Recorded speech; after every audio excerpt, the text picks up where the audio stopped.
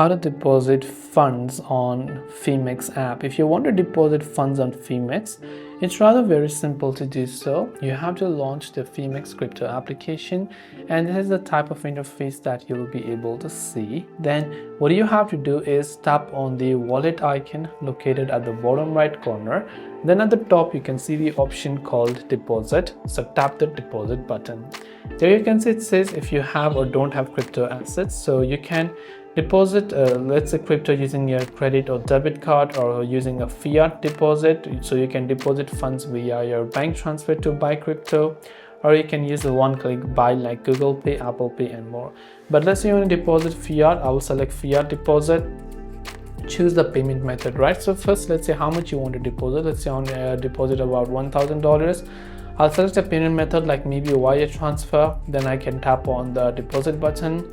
Then after that, if you need to make sure that you verify your identity, and once done, you will be able to deposit your fiat currency onto your, let's say, Phemex app. So I hope this video helped you out. If you have got any further questions, feel free to also leave them down in the comment section below. As always, thanks for watching till the very end of the tutorial, and see you soon in the next video.